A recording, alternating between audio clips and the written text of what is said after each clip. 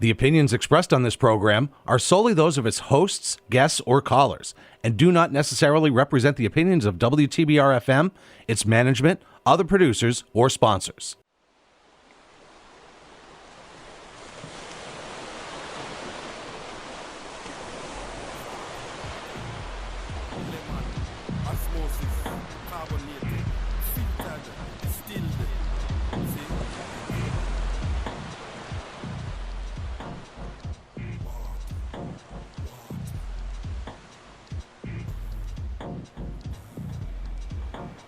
Yo, welcome back, water lovers. Here with And So It Flows, your only show for H2O.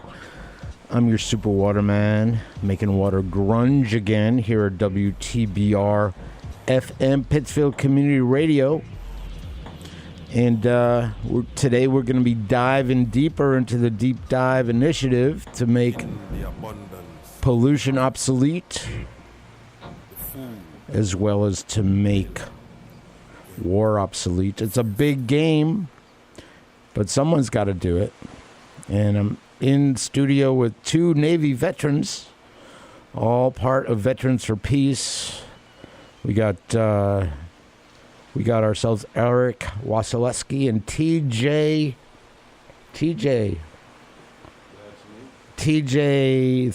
Thompson. TJ Thompson. They'll be second half of the show. They'll be coming in, sharing a little bit about everything that they know in a way forward that, you know, it's kind of like taking a look at what's it going to take to move from an economy of destruction to an economy that regenerates and creates life and fulfillment for people. So it might scare some, but it's that undiscovered country. So just think, if you're a Star Trek fan and you really love that Star Trek Undiscovered Country, sometimes what there is to do is give up like the freedom to destroy to the freedom to create. And you're listening to And So It Flows. I'm your super waterman, ambassador for water, making water grunge again. Going to start with the Toadies with I Come From the Water. Oh, what are we doing? We're back at that. Ooh. Double down. Back to the Toadies.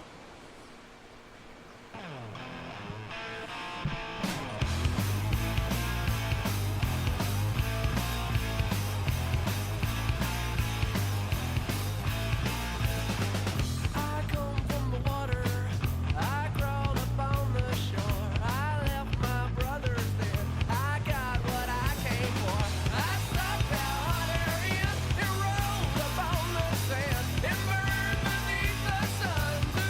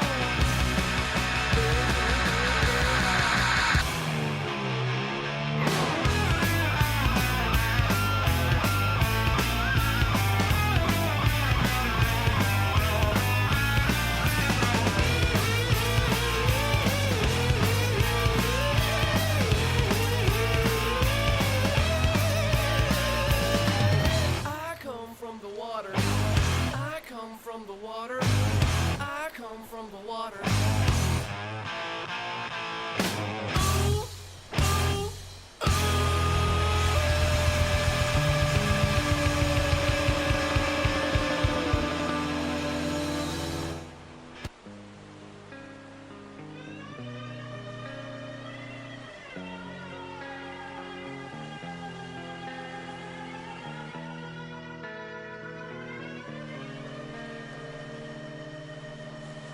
In my eyes, indisposed, in disguises no one knows. As the face lies the snake in the sun, in my disgrace. Boiling heat, summer stench, beneath the black the sky looks dead. Call my name through the cream and I'll hear you scream again. Black hole sun, won't you come? Wash away the rain. Black hole sun, won't you come? Won't you come? Won't you come? Stood a ring, cold and damp, steal the warm wind, tired friend. Times are gone for honest men, and sometimes far too long for snakes. In my shoes, walking sleep, in my youth I pray to keep heaven send hell away. No one seems like you anymore. Black hole sun, won't you come? Wash away the rain. Black hole sun, won't you come? Won't you come? Black hole sun, won't you come? Wash away the rain. Black hole sun, won't you come? Won't you come?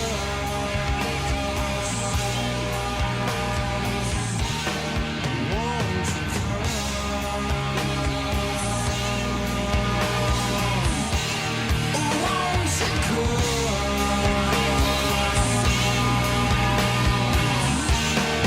Won't you come?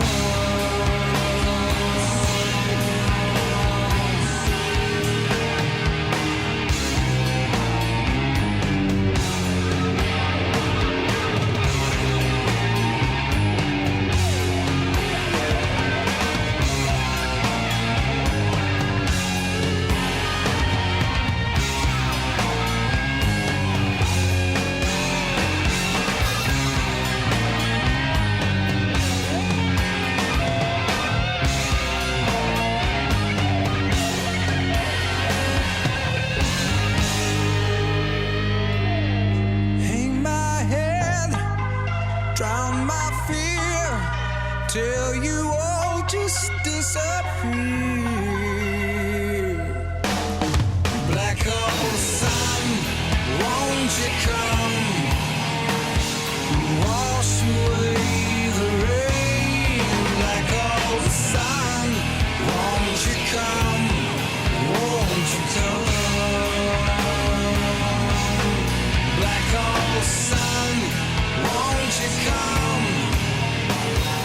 Wash away the rain. Black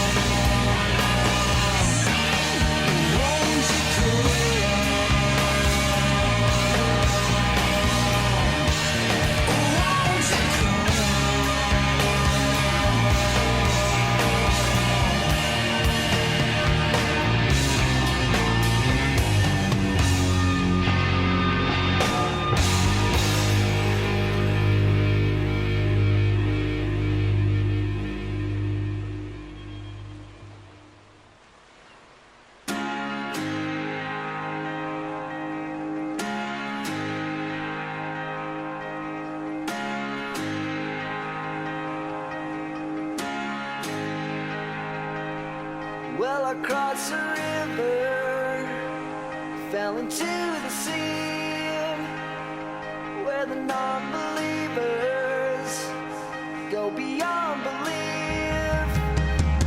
Then I scratched the surface in the mouth of hell, running down the surface in the blood I fell. Well, I just wanna see the lights, and I don't wanna lose my sight. Well, I just wanna see the lights, and I need to know what's worth the fight. So I've been wasted, pills and alcohol, and I've been chasing down the pool halls. Then I drank the water from a hurricane, and I set a fire just to see the flame. Well, I just wanna see the lights, and I don't wanna lose my sight. Well, I just wanna see the lights, and I need to know what's worth the fight.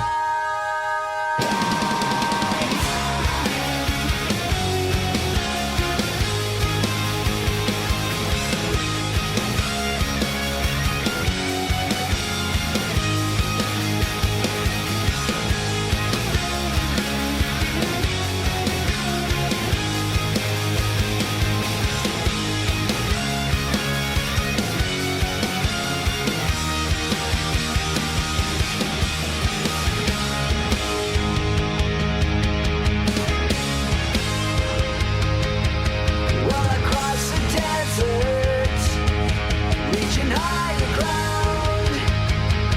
Then I found the pavement to take the lies down. But it's gone forever, never too late. Where the ever after is in the hands of fate. Well, I just wanna see the lights, and I don't wanna lose my sight.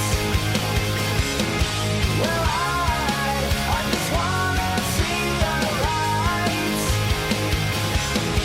and I need to know what's worth the fight.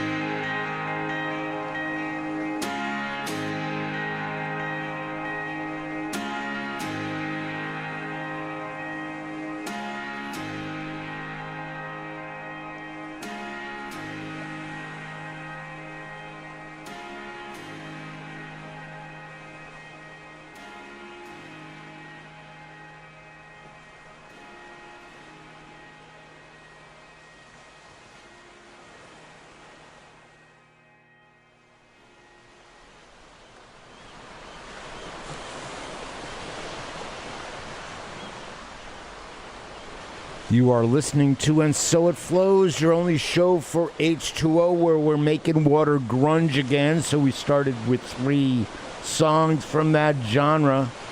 I Come From the Water by the Toadies. We got Black Hole Sun by Soundgarden. And that last one was Green Day with See the Light. All water-related songs, the kind of stuff that you'll get on And So It Flows.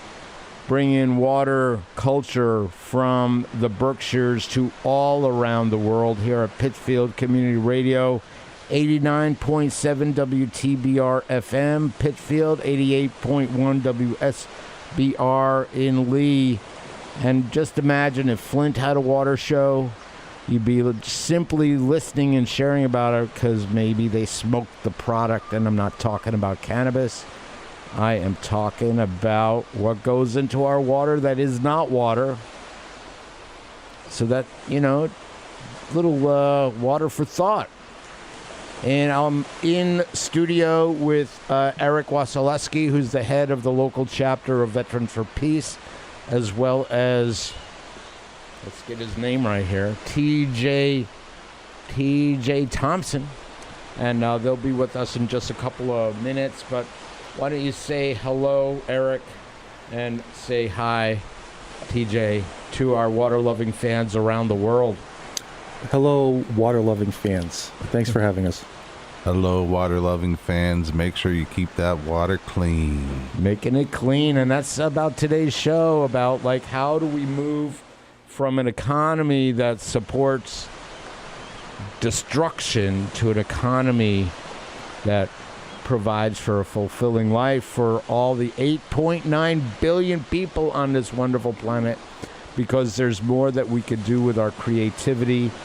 Again, you're listening to And So It Flows. We've got a little bit of news coming your way, a little bit of water news. See what we got here. This is from the chronogram. It looks like the Hudson River sloop Clearwater, and that's attached to Pete Seeger and some of his work to bring us the Clean Water Act. They were removed from the 250th anniversary boat parade going down into the New York Harbor, and it seems like they were escorted from the New York Harbor after displaying messages supporting clean water, indigenous rights, and racial justice and climate solutions. Oh my God. That's kind of hard. How dare they? The Hudson River sloop Clearwater, the iconic environmental vessel founded by Pete Seeger, launched in 1969, was removed from Sailforth 250 Parade of Sail in New York Harbor on Saturday morning after displaying advocacy banners on its main sail. The vessel was participating in the maritime celebration, part of the lead up to America's 250th birthday festivities, anniversary of its independence, and was scheduled to escort the Portuguese Navy training ship NRP Sagres during the parade. According to the statement from the Hudson River sloop Clearwater, shortly after the event began, around 11 a.m., the vessel was approached by the U.S. Coast Guard and instructed to leave the parade route and exit the event's exclusion zone. According to the captain, Rory Kane asked for the reason behind the removal and was told because the banners displaying aboard the vessel, the banners read, "Save the Clean Water Act," and indigenous rights, racial justice, and climate solutions. Oh my God, activism. How dare they? How dare they do such a mean thing in a country founded on the First Amendment? Not just because founded on the First Amendment, and I'll be talking with my guests soon about the Second Amendment is the backstop, I think, for the First Amendment. And, freedom of speech and thought is a wonderful thing, except for folks who are scared and need to control every aspect of every person's life. And, I'll talk about that with my guests too, is a little bit about who has the time for that. You're listening to And So It Flows, your only show for H2O. And let's see what we got going on here. Got a little bit of comedy, and this is from Jim Gaffigan, a little skit he calls Fish. I wish I liked fish. I wish I was the person in the restaurant so I don't get to go out to dinner that often, but instead of getting a delicious steak, I'll get the fish, because I like disgusting food. Because fish is disgusting. How bored are you with eating if you're ordering the fish? Just bring me something gross. I like to waste money. Who's the first person to walk into a harbor and go, hey, whatever reeks in here, let's eat that? Fish don't even like fish. That's why they're always frowning. They're like, what's that smell? Oh, it's me, I'm a fish. What's the best compliment you can give fish? Is to say that it's not fishy. Isn't fish supposed to be fishy? Get the hamburger, it's not burgery. Fishy is an indication something's wrong. Something fishy going on here? No, everything's burgery.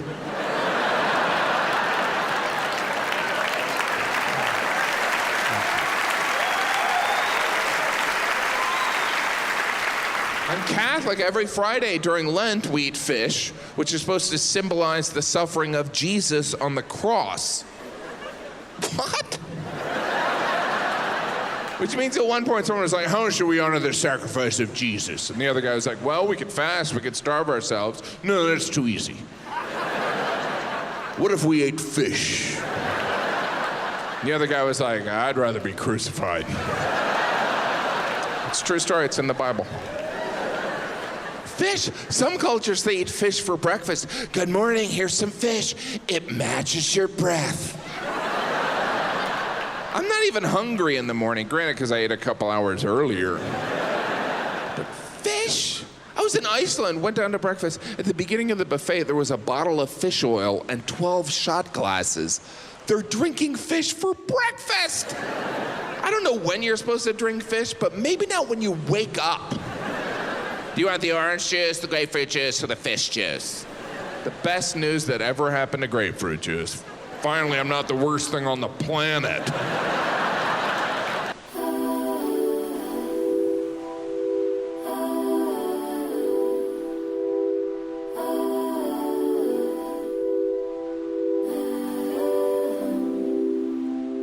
I've been watching you for some time.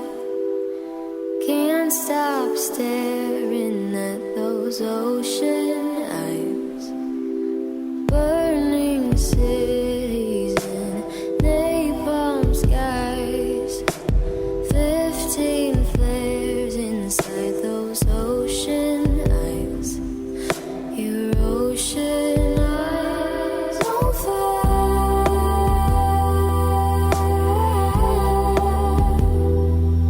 You really know how to make me cry.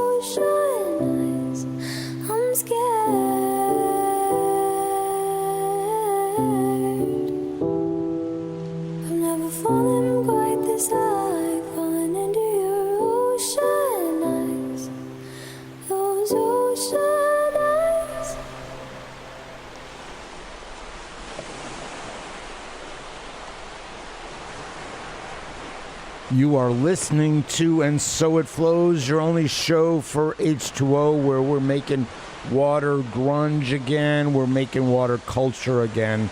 We're bringing some of that spoonful of sugar to help make the medicine go down. And then you could have some water afterwards to wash that sugar down. And maybe one day you'll be able to get some of that water directly from the city hall if they put in a water fountain, and you just bring your water bottle and you could fill it up. But then again, that might take time for us to advocate for that. Don't you worry. The priorities are straight.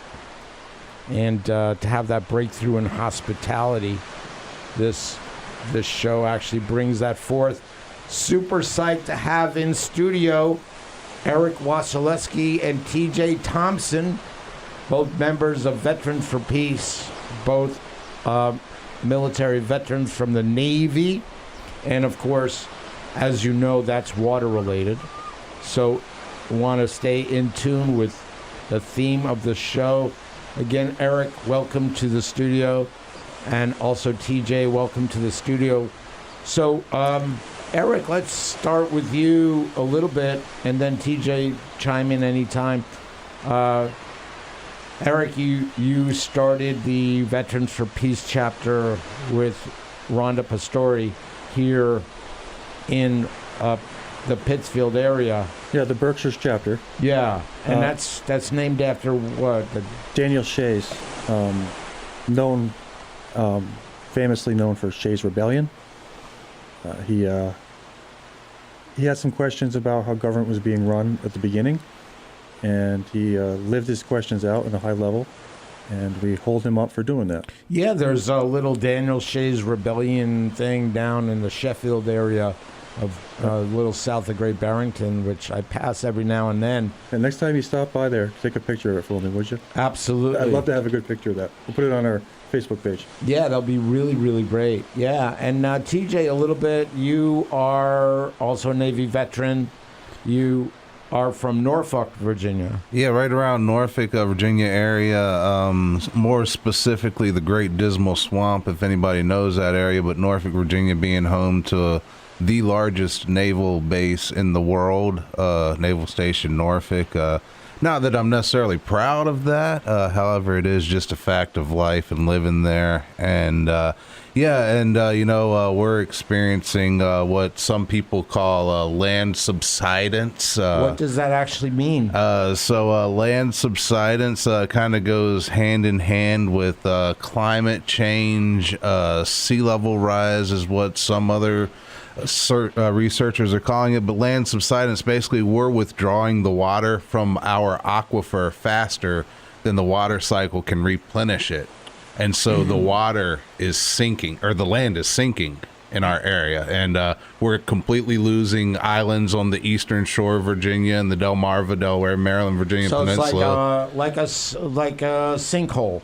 Basically, but think about a metropolitan area with about 2.5, almost 3 million people in it sinking. Yeah. Isn't that great? And that aquifer piece is really important, because what we're looking at here is to make sure aquifers are good. So in this wonderful county, there's this wonderful rest of river agreement that actually has the proposal, still not real yet, a proposal that in 2028 that there would be a PCB dump on one of Berkshire County's largest aquifers.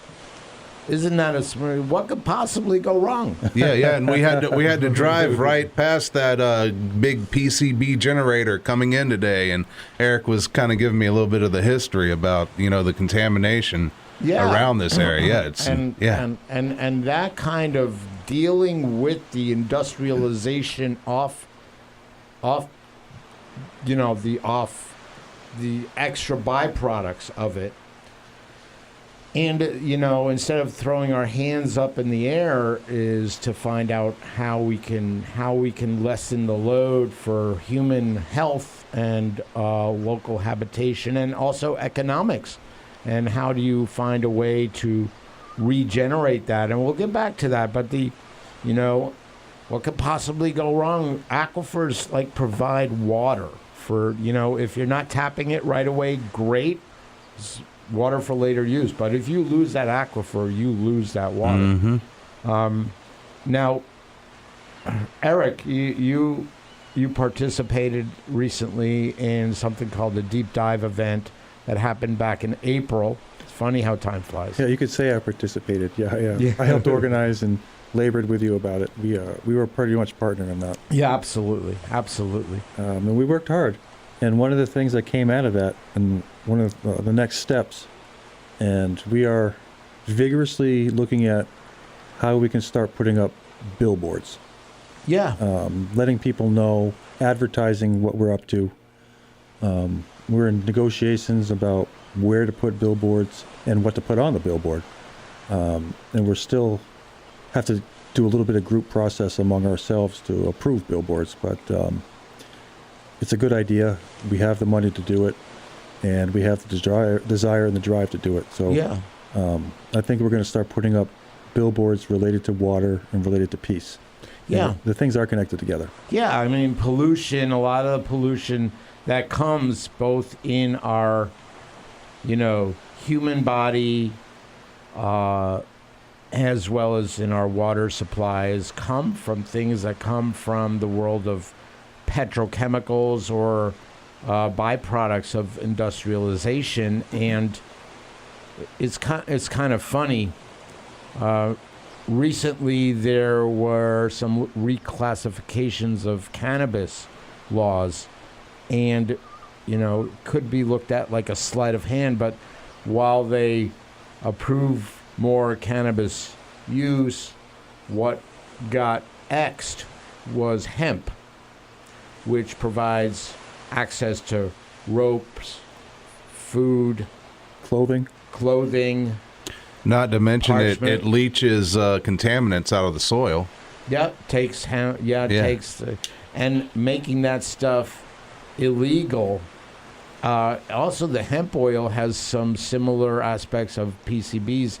It actually cools down. Yeah. Things like PCBs were used to cool down electrical transformers. I had a hemp pair of shoes. Yeah. Yeah, they were made by a company I'm not going to mention since this is community radio, but they sponsor a big soccer tournament going on right now. Yeah. Okay, yeah. But yeah, no, they were some pretty cool shoes. Yeah, the FIFA Hemp Prize. Another thing, when you start talking about hemp and what's legal and what's illegal, by these laws that they're talking about right now, the Constitution should not be written, meaning the Constitution is written on hemp paper. Yeah. And so if the Constitution itself is written on hemp paper, how is it possible to outlaw? You can't outlaw the Constitution, man. Come on. What are you talking? It's ridiculous.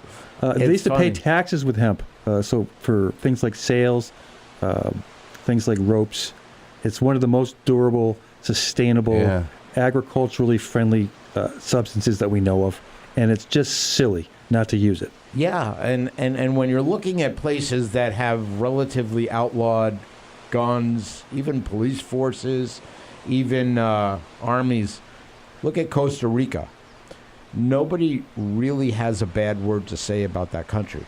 When they go, it's like, oh, it's great, peaceful. They're not walking around scared. They've got the nature around them, and it's a really good economy.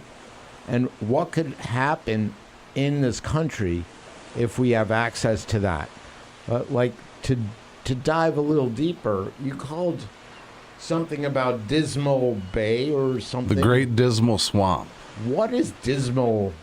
Dismal is kind of sounds a little depressing. And the name of the swamp actually describes exactly what it is, and it's a very dismal place indeed. And but it's also got a very liberatory history. Enslaved people and other people who wanted to escape the everyday living of capitalism from colonial settlers in 1607 hitting Jamestown all the way up until the Emancipation Proclamation lived back in this swamp. George Washington dug the canals that completely cleared the cypress out of the swamp. So again, and you wonder why we have this land subsidence problem. I mean, you go back to, George Washington and his people clearing all of the stuff that maintained this water source that fed into the Atlantic Ocean, into the Chesapeake Bay. So yeah, and what it is I think it might actually be the largest swamp east of the Mississippi. And it's currently, I think, right around 10,000 acres of swampland. But in its prime, it was 10 times larger. And it rides right along the North Carolina-Virginia state line and kind of goes all the way almost to the Atlantic Ocean. Yeah, the swamp actually provides, safety from flooding. It provides a place where life can thrive. It provides nature's water filter. Mm-hmm. Any swamp, any thriving swamp will have such teeming amounts of life, and it allows for natural cleanup of some major poisons, because Mother Nature knows how to make its poison. Yeah. And it also knows how to clean it up. And the funny part is, do we study that enough? And probably the answer around that may be no. Were you also involved, either one of you, in sonar, or the impacts of sonar, or the impacts of underwater impact to mammals or any other things? Yeah, my ship was a destroyer, and we did have an active sonar. I was part of the crew that worked on this radar, but we did have active sonarmen. My roommate, we got an apartment together, was a sonarman, and I learned a lot about it. It's interesting. We also had what was called this thing called a TACTAS, towed array sounding. So there's this thing that happens with temperature in water where sound propagates differently in warmer water than it propagates in the colder water. And so what they're looking for, and subs will hide in the colder water, so the warm water areas can't find them. So this towed array is meant to go down below into the cold water. And so water becomes a war zone, and we look at it through temperature, and it acts differently. It has different properties, and to fight in that area, they have to study water in different ways, and they have to use different kinds of measuring properties. Yeah, so it's not just sound, but there's also listening. So that the towed array is just a silent listener. And so the sonar will send out a pulse and looking for a reflection, and the towed array will just listen quietly for any kind of, it's listen for rotors. The rotors of a sub is what it's listening for. Does the Navy have any protocols of when not to use it? Like if there's a big, let's say a school or a herd of whales or whatever they call a group of dolphins in the area, or do they have okay, screw you if you can't take a joke kind of mentality? No, they're not supposed to use it around. If they see any kind of breaching whale, they're supposed to shut it off. Okay. Any kind of marine mammal, even seals, they're supposed to shut it off. No, that's saying if they see it, and it's they can also direct where the sound waves get intensified at. So sometimes it will just direct it away from the wildlife, but it still troubles the wildlife. Mm-hmm. And I think that sonar is probably one of the things. They've done some studies that show that sonar is a driving force to why these whales beach themselves. Why, so it also, the sonar going off when in a zone will go off for 3 days in a row, and it just stresses the creatures out, and they don't know what else to do. Yeah. Just like what's going on in the world right now. With all the noise that's going on right now, human beings are really, some of them are losing it. And, I would consider them very sensitive human beings because they are picking up on the atmosphere that's around. And unless you have a practice that eliminates that, perhaps going to a waterfall, water-related, get your mind back, as people are getting impacted by all the noise, all the different impacts of EMF, radiation, Bluetooth radiation. I don't know. 5G, yeah. 5G stuff. Yeah, I saw an interview with the famous producer Rick Rubin from Def Jam Records, and because live audio, live sound, and worked in studios for a lot of my life, and he's actually switched to wearing air pressure headphones instead of electronic or Bluetooth, because he was actually starting to get some thyroid inflammation because of the amount of time that he spends in studios. Yeah, totally. And it's ironic that we bring this up about the vibrations, because Eric and I were talking on the drive over. I see you've got your crystal around your neck. Both of us, did electronics in the military, and while I don't believe, go stand in the center of this diamond pyramid and it'll heal all my ailments, I do recognize the fact that crystals do emit certain frequencies, and those frequencies do have an impact on us as animals and any other animal. So and that's how we generate these sounds, typically shipboard, is through some sort of crystal on a transmitter. And so then we send that signal very, very amplified and loud into the water. We might not be able to hear it as human beings, but other animals hear other frequencies. And so, this is all speculation here, but we were talking about before we went on the air, down off the coast of Virginia Beach, we've had the big power company building their offshore windmill farm, and the feds were fighting against them. And I felt like they were, if the case would have kept going, they were actually about to admit what these vibrations and frequencies do just off of the coast to the marine life. And that's kind of where the trial stopped. We don't know a lot of these things. You look at how many guinea pigs we've had. Probably at this point, generations of guinea pigs, couple of generations, 3 or 4 or 5. Guinea pigs, guinea whales, guinea seals. Yeah, guinea humans. Right, yeah. And I'm not talking any kind of nationality there. Right, what I yeah. am talking about is being used as laboratory. Let's give it a Mikey and see if he likes it. And if you look at the outcomes, Mikey doesn't like it. Right, yeah. All those different Mikeys don't like it. You're listening to And So It Flows, your only show for H2O.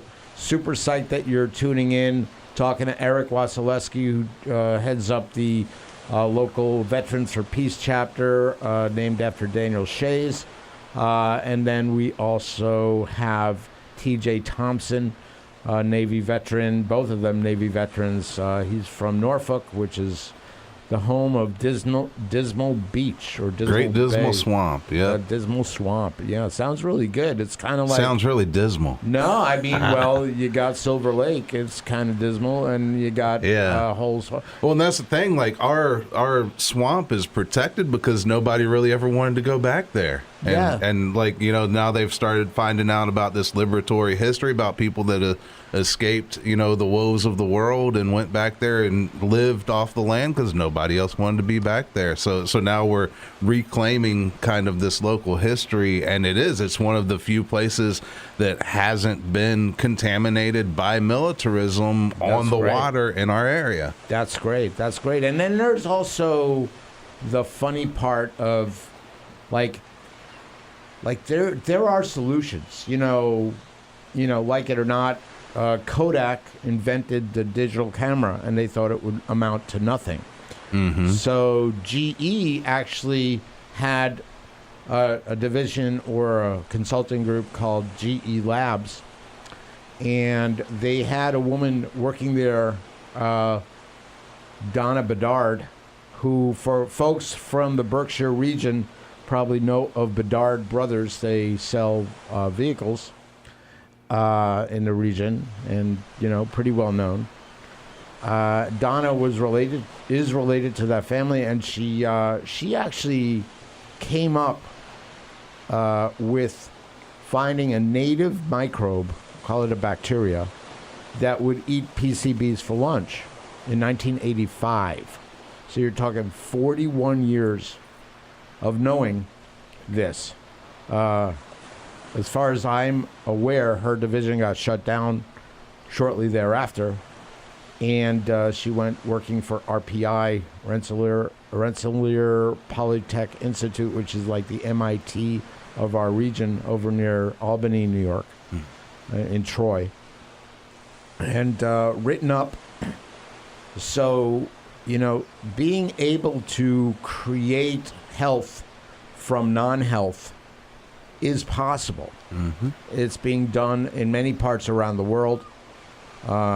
There's stuff like, that's one thing. That's in the world of bioremediation. Another thing that goes on in the Charles River, instead of putting pesticides to get rid of algae, they have what they call floating wetlands. They make a mattress out of flowers. Yeah. And the roots do all the cleanup. In some parts of the world, in other parts of the world like Singapore or India or Bangladesh, they use it to clean up industrial carbons. And basically they're mattresses made by local folks and sometimes companies to just float around and do the work through the roots. So it's like the solutions are there.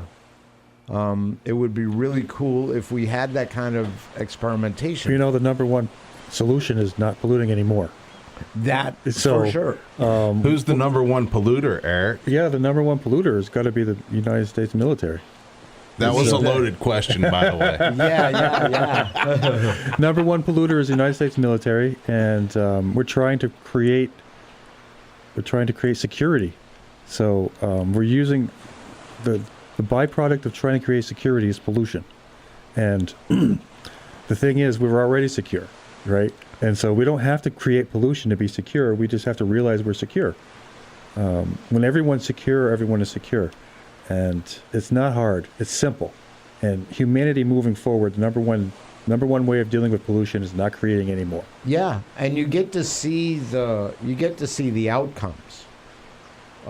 If you look at a city like Saratoga Springs, they have a brochure that they created in the late 1890s. This is in the Saratoga Springs Museum, which is based in Congress Park in downtown Saratoga. They have a brochure there, late 1800s, top of the brochure, first paragraph. The secret of our success is our water. Pretty clear. It's like life, liberty, pursuit of happiness, more perfect union. It's declarative. We are independent. It's that level of declaration. If you put that on the bottom of the list, you're going to have an impact on the outcomes for the city, economically, health-wise, crime, all that stuff. And it starts with the first principle, which is H2O. So as a government, as a people, if we cannot handle or hold our water, if we can't hold our water, we could fight out our differences later, but just access to water. Well, just coming back around to what trying to create security and polluting the water as a byproduct of that. Understanding that security cannot be enforced with a force of arms. Force of arms can only create order, and order is a masquerader of peace. When we're trying to create peace, peace has its own order, and it's ordered by love. And if we really want to have security, and we have an opportunity right now, I think, to exercise our rights to create security, because our country is acting in such a way that anybody that's not watching and paying attention, or anybody that is watching and paying attention, knows that it might be time to think about getting in the streets. And what I mean by getting in the streets is getting in the way of what our government is doing, what it's doing abroad in terms of invading Iran, and what it's doing locally in terms of jailing American people, taking them off the street without due process. Yeah, due process is kind of important, and I want to touch back on this whole hospitality thing, and it's super. But before we say that though, just to get there, so to understand that we can clean the water if we change the way in which we engage in conflict, and to truly engage in conflict, humanity always is going to have conflict, but as veterans sitting here right now, we've understand that brutal destruction is not the way to go about conflict. It just creates more problems when we kill each other. When we destroy the earth, destroy the water, destroy the air. These things are not good for life. War is not good for life. So using pacifistic and learning pacifistic techniques to engage in conflict will, in fact, save our water. There's a direct relationship there. How we engage in our conflict and in our quality of our water, the quality of our air, the quality of our soil is directly related. And it's time for us to elevate the way in which we engage our conflict. When we do that, we'll be able to save the water, save the air, save the earth. Yeah, and that's really good. And I even want to reframe it even a little further. It's not whether it's right or wrong. It's whether if it works. Effective. Yeah. Yeah, if it works. Like if you are a parent, you probably have gotten upset or triggered by something that your kids did, and you realize after you scream at them, if you have any semblance of paying attention after a pattern, you realize that when they're crying after you scream, you say, maybe this doesn't work. Right. So once you know that it doesn't work, then the onus is on the person who realizes that the onus is on them because they realize it doesn't work. So let's get this to say what doesn't work. What doesn't work is violence to create peace, to create security. Yeah. When you try to use violence to create security, you pollute the water, you pollute the air, you get veterans that are suicidal, you get a mess. You get a total mess. So if we try to use alternate methods of solving our difficulties using nonviolence pacifistic techniques, we can save the earth, we can save the air, we can save everything. Absolutely. And we can save money. How much money we spend on the military right now is absolutely insane. And you talk about the economy. How would the economy look if we invested in life instead of investing in death? Yeah. In India, they have 1.5 billion people. And what they've realized is instead of banning plastic bags, they started making them out of jute, which is a hemp-like material. And it's really smart. Creates millions of jobs. And at the same time, you could reuse the bag and you could put it in the landfill and it will go goodbye after 60, 90 days. And it's a creative economy where you get to create. Will that have to happen overnight? Probably not, because Rome wasn't built in a day and it takes time to shift. But what was good about the Titanic is unfortunately, in hindsight, if they moved 2% early enough, they would have missed the iceberg. But they didn't move. So does everybody have to do it all at once? Probably not. But could we start here and show that you could regenerate a lake or regenerate a river or regenerate industry to do things such as having an incubator for bioremediation so Donna Bedard could have her work be known around the world? Can you have a museum of regeneration in the old GE building? Maybe. Yeah, that's a good idea. You can actually show that you could bring cities back to, really economic vibrancy. We should not be putting PCB dumps on water aquifers. No, that's not a good idea. And I will also add my last statement here, I think, is water is a nonpartisan issue. We get caught up a lot in partisan these days, but water, I responded to Hurricane Helene after it hit Western North Carolina. That water did not care what that person underneath of it believed when it dumped on them and washed their entire family down the side of the hill. No. It didn't care. All it cared about was it was water and it was going where it needed to go. It makes a lot of sense. And for those of you just tuning in, you can listen on podcasts, but what you want to know is we're talking with Eric Wasileski and TJ Thompson, both veterans of the Navy, and just had this really great conversation. We're diving deeper into Deep Dive. We got another tune coming your way. This is from The Temptations. This is I Wish It Would Rain. You're listening to And So It Flows here at WTBR-FM, Pittsfield Community Radio, 89.7. Anywhere you can get your podcasts as well, and 88.1 WSBR in Lee. Thanks again for joining us.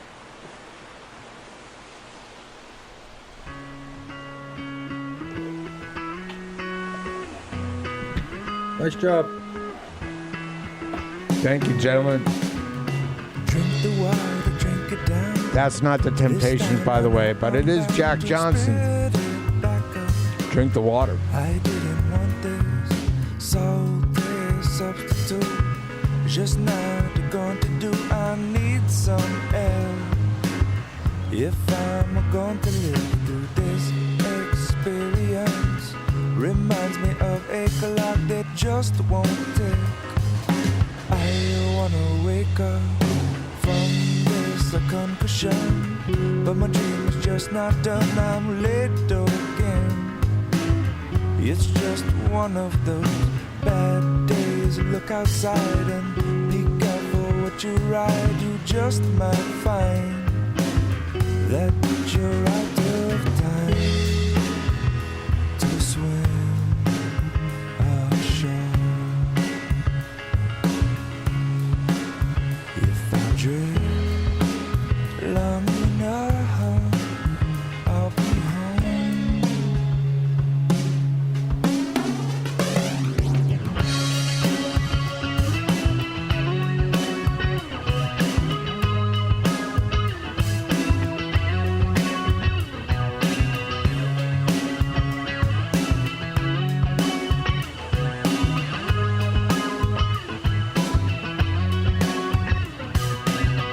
He's got delusions between his ears, man. It takes up too much space. And all that tension between his gears, man, it never ever leave this place. He's got stones instead of bones, and everybody knows. Ah, man, that could make you real, real slow. And if heaven was below, you know just where to go. Dive in the ocean and it sink like a stone. And he say, it's time to swim ashore. If I drift long enough, I'll be home. Hold on, if you can, you're gonna sink faster than you can imagine. So just hold on, if you can, you're gonna sink faster than you can imagine. So it's just time to swim ashore. If I drift long enough, I'll be home.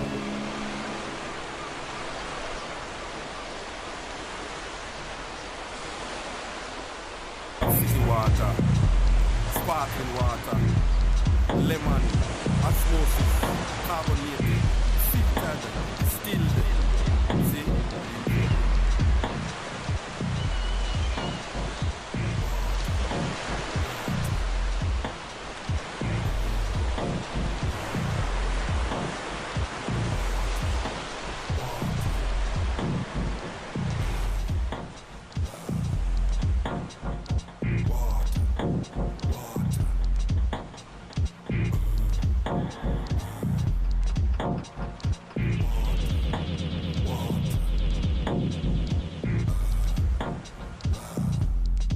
In the abundance of water, the fool will get thirsty.